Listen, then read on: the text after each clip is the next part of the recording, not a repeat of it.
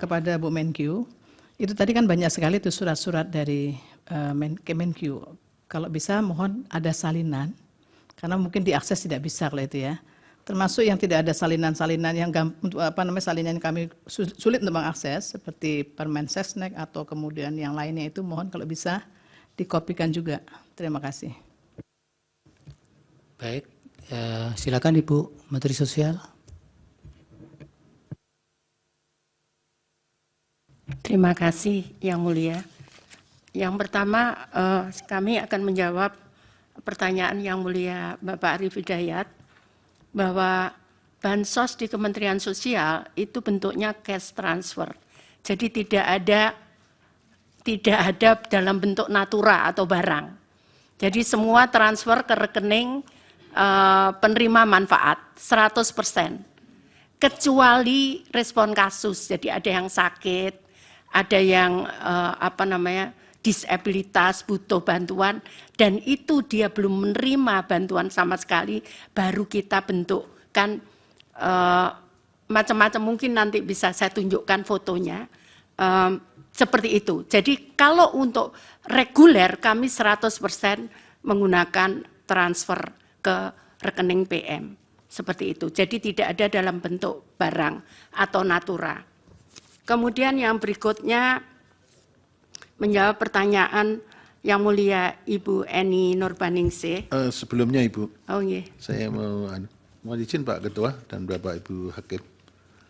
Terkait dengan penyaluran bantuan pangan beras dilaksanakan oleh badan, bukan Monsos ya? Bukan. Nah bukan. Itu apakah tahun 2000 itu hanya 2023 atau sebelumnya gimana? Sebelumnya sejak saya menjadi menteri. Sudah tidak? Sudah tidak. Oke. Kami tidak ada menyalurkan dalam bentuk barang.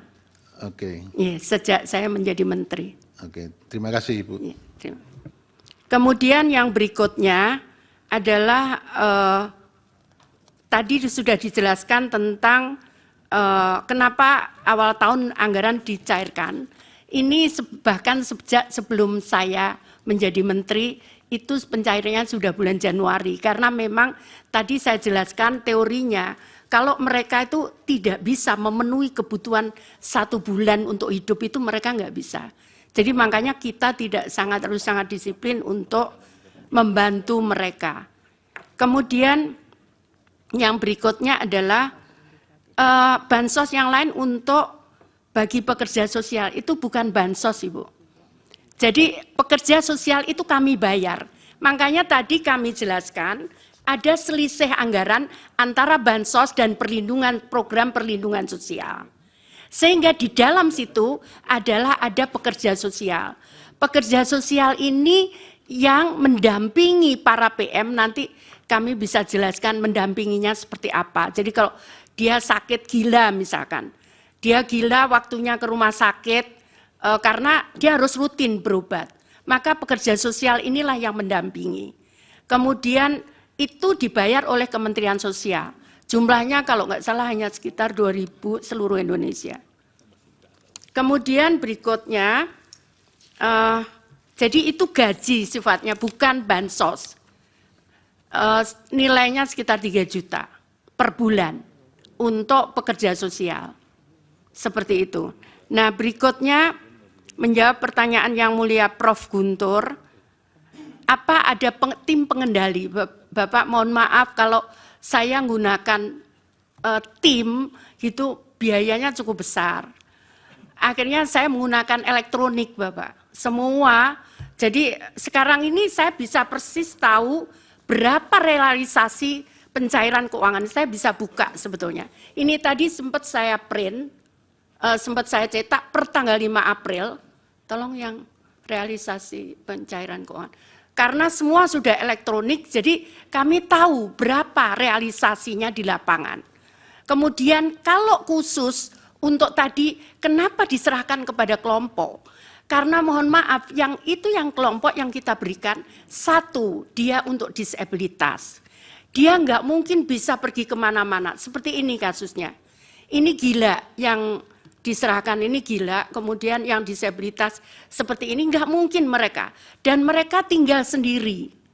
Jadi mereka kita serahkan kepada kelompok, kelompok itu yang memberi makanan.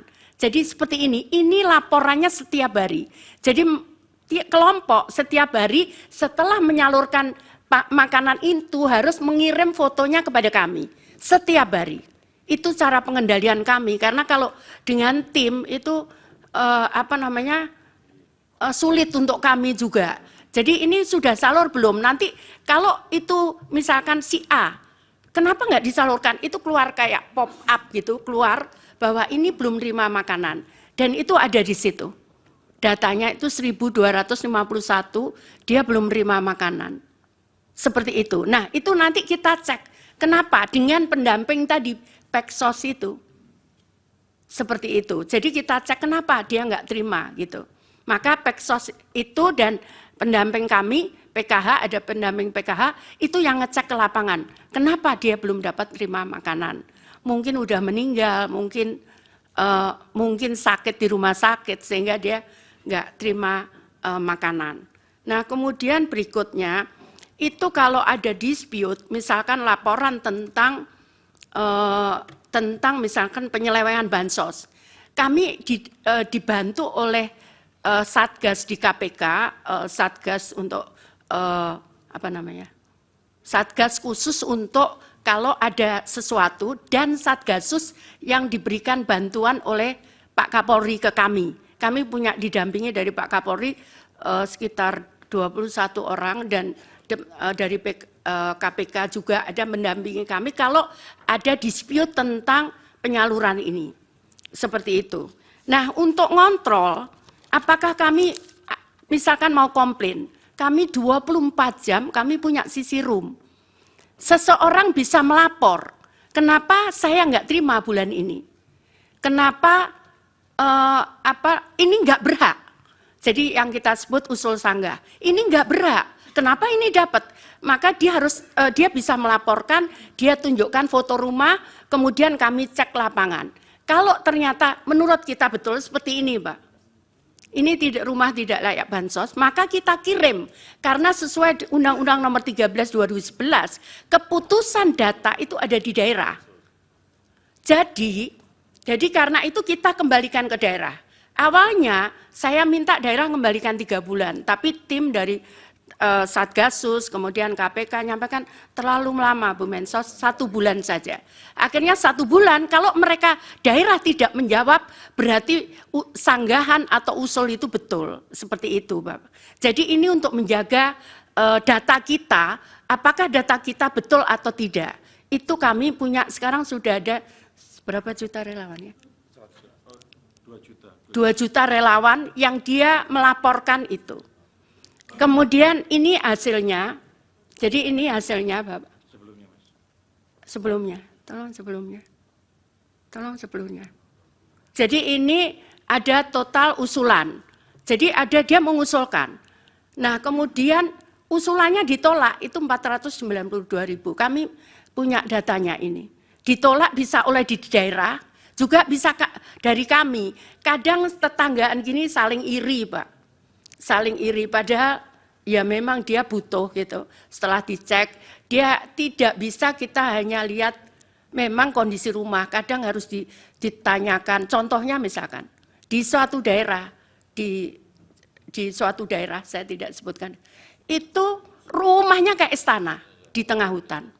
Tapi ternyata dia itu dulunya TKI, kemudian sekarang dia tidak bekerja, dia sekarang menjadi miskin, tapi rumahnya seperti istana, tapi nggak laku dijual karena di tengah hutan.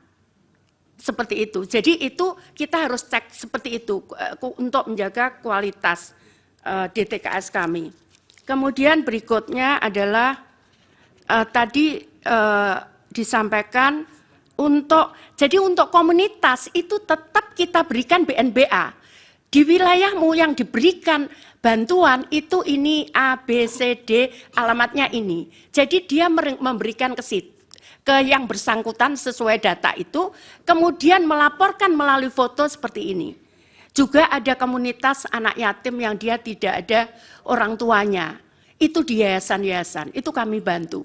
Memang belum sepenuhnya. belum sepenuhnya semua bisa kita bantu. Jadi seperti ini setiap hari mereka buat laporan, mengirim setelah bantu makanan, kemudian foto dikirim kepada kami, seperti itu.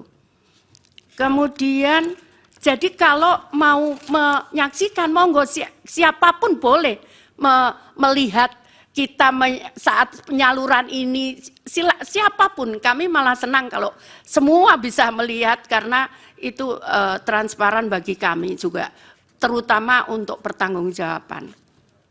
Kemudian, nah permasalahannya memang kadang mereka tidak punya KTP, tidak punya KK.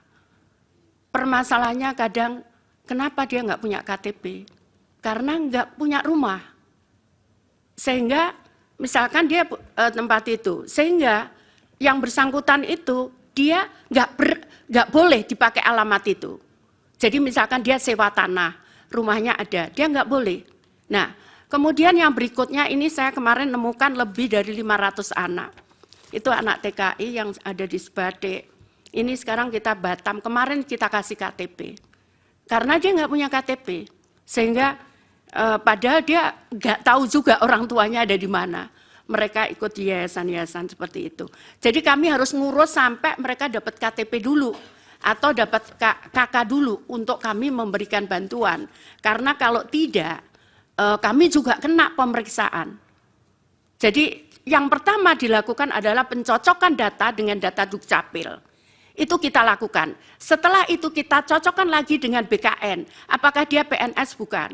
Setelah itu kita cocokkan lagi dengan BPJS Tenaga Kerja, apakah dia gajinya di atas UMK atau bukan.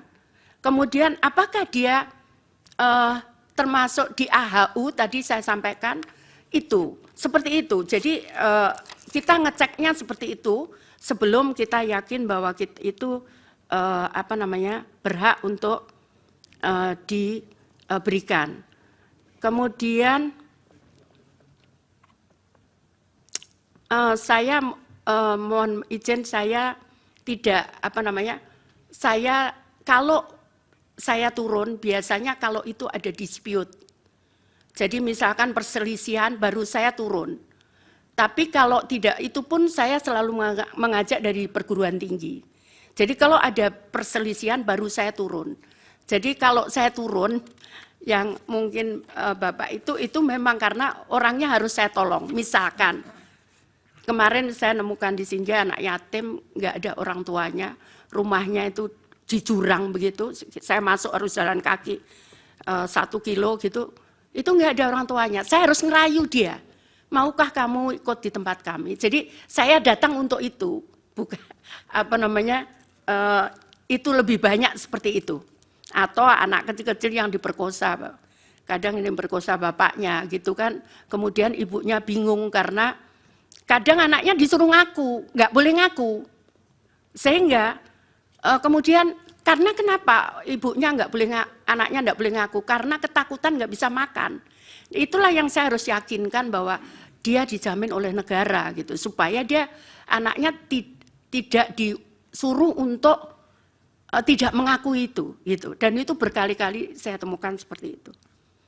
Kemudian, ya BLT El Nino itu tadi sudah kami sampaikan bahwa itu sudah kami sampaikan memang ya itu bukan kami ngatur, tapi memang tanggal 6 itu ada ratas, tanggal 7 itu kebetulan di DPR, terus kami sampaikan sekalian. Jadi ada hearing ya, hearing seperti ya. RDP, raker, itu. Ya kami sampaikan sekalian, begitu. Terus saat itu saya ngomong, waduh ini enggak nututi, kalau harus akhir Desember saya harus cair, saya enggak nututi. Saya minta saat itu gimana kalau dengan PT Pos, karena bank tidak mungkin, tadi sudah kami jelaskan, dalam waktu 3 bulan, bank tidak mungkin mencairkan itu. Tapi itu sudah kelar, itu jumlahnya, tadi berapa? 21.353. Seperti itu kakak. Kemudian 2023. Kemudian ya ini saya pikir sudah dijawab yang bantuan pangan beras dan dari Bappenas. Jadi bukan kami, Pak. Sejak 2021 kami tidak menyalurkan dalam bentuk natura atau barang. Terima kasih.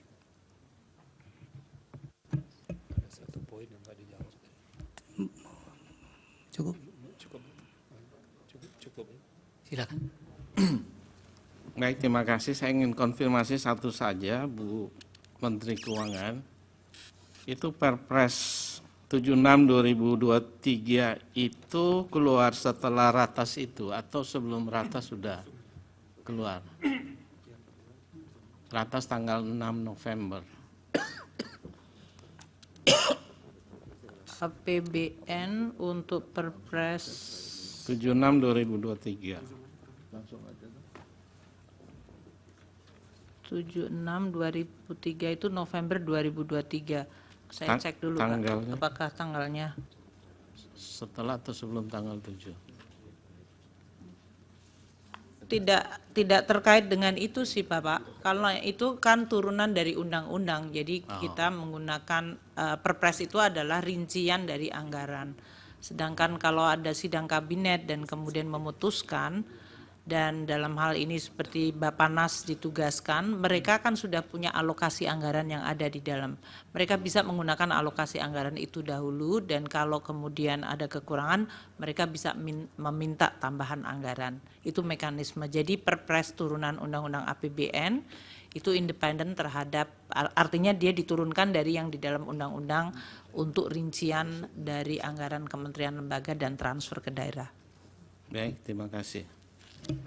Dari Prof. Arief masih satu. Bu Mensos, mohon maaf saya lagi. Sebelum Ibu jadi Menteri Sosial, apakah sudah ada program bantuan pangan beras? Ada, Bapak. Waktu itu yang menyalurkan siapa? Dulu Kementerian Sosial, Bapak. Oke, terus habis setelah Ibu jadi Menteri digeser ke Kepala Bukan, Badan bukan Pangan Bapak. Nasional. Mungkin Gimana? saya perlu jelaskan. Ya, itu Apa yang perlu saya dijelaskan jelaskan. supaya Ya. clear. Jadi begini Pak, waktu itu sebetulnya diberikan kepada Kemensos. Tapi saat itu karena ada temuan BPK, nanti kami bisa sebutkan, yang tahun 2020 ada temuan BPK bahwa ada dispute harga karena kita menggunakan harga CBP. Kemensos menggunakan harga CBP. Tapi kemudian saya tidak tahu di lapangannya. Saya menerima temuan. Akhirnya saya sampaikan, kenapa BPK nanyakan, kenapa milih harga CBP, kenapa bukan HET? Itu yang saya tawar saat itu. Kenapa kalau saya menggunakan HET atau harga pasar, saya mau dan tidak ada biaya bungkus. Kemudian ternyata nggak bisa, harus menggunakan dana CBP. Akhirnya kami pun tidak mau karena saya juga khawatir ada temuan kalau menggunakan dana menggunakan harga CBP, saya sampaikan begitu. Oke. Jadi karena ada persoalan, kemudian Ibu sendiri yang Ya, menyatakan keberatan, Ya, terus betul. kemudian oleh Bapak Presiden digeser ke penanganannya Kepala Badan Saya Pangan tidak tahu, mohon maaf, saya tidak tahu Oke. kemananya. Mungkin Ibu Menteri Keuangan tahu atau Pak Menko Ekwin? Yang mulia Bapak Arief, waktu bantuan sosial dalam bentuk beras itu dieksekusi dulu, ada juga keluhan mengenai kualitas beras. Karena itu biasanya yang menjadi masalah teknis, beras yang sudah lama ada di Bulog disampaikan dan kualitasnya sudah tidak bagus, sehingga menimbulkan persoalan reputasi bagi pemerintah.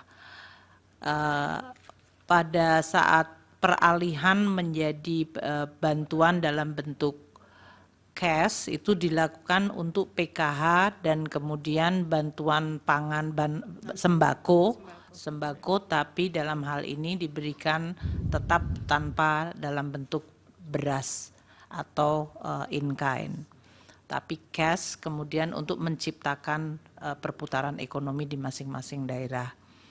Sedangkan yang Bapanas itu dibentuk tahun 2022 merupakan turunan dari Undang-Undang Nomor 12 mengenai pangan, ketahanan pangan.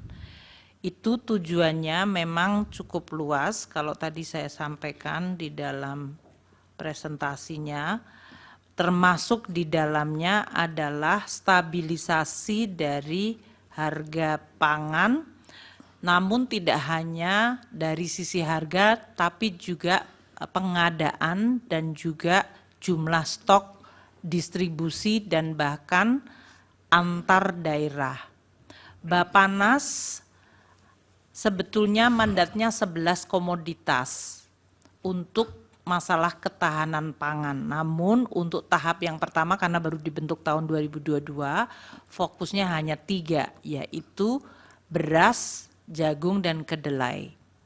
Nah, untuk yang beras ini tentunya begitu masuk masalah ada El Nino, jumlah kurang, makanya koordinasi Bapanas dengan Bulog mengenai pengadaan beras bisa dari dalam dan dari luar negeri apabila jumlah stoknya tidak ada atau tidak mencukupi. Demikian. Ya. Jadi memang itu dibuat di dalam rangka ketahanan pangan termasuk nasional, stabilisasi harga. Salah satu aktivitasnya memang bisa memberikan bantuan pangan kepada kelompok tidak mampu. Itu sebagai salah satu aktivitas, tapi fokusnya sebetulnya adalah untuk stabilisasi harga dan untuk ketahanan pangan.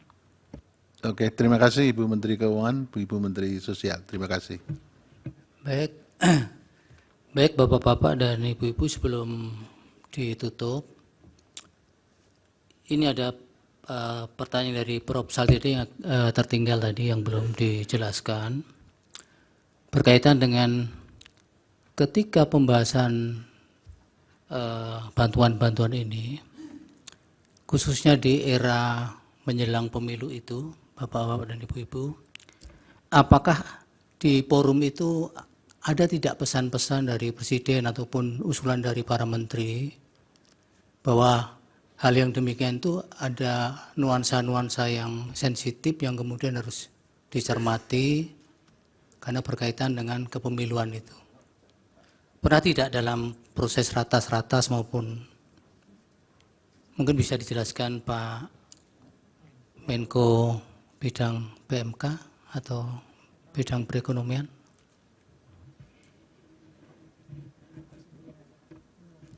Pertama kita konsentrasi kepada tupoksi masing-masing kementerian. Jadi dalam pembahasan selalu fokus pada pekerjaan kementerian.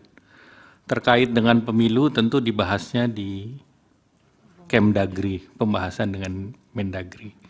Jadi kalau di sektor ekonomi kita tidak membahas terkait pemilu. Demikian. Baik, sebenarnya ini kan kaitan dengan ketika ada plotting-plotting soal bantuan itu tadi. Tidak ada bantuan ini kaitannya kan dengan kembali tadi lagi dengan El Nino dan kembali lagi sampaikan oleh Bu Mensos bahwa ini program yang sifatnya selalu bulanan. Jadi tidak ada ekstra program yang terkait dengan pemilu, tidak ada sama sekali. Semuanya sesuai dengan apa yang dilakukan setiap bulan dan setiap tahun. Demikian. Baik, cukup dari para hakim. Baik, dengan demikian karena sudah tidak ada lagi dari para hakim yang ingin ditanyakan, kami kira yang tadi diminta Bu Menkyu mohon bisa dibantu untuk dikirimkan nanti untuk data-data dan salinan-salinan regulasinya. Dan dari Mahkamah tentunya mengucapkan terima kasih kepada para bapak-bapak dan ibu-ibu menteri. Semoga keterangannya bermanfaat untuk pengambilan putusan dalam perkara ini. Silakan diperkenankan meninggalkan tempat, kami akan melanjutkan memeriksa dari DKPP.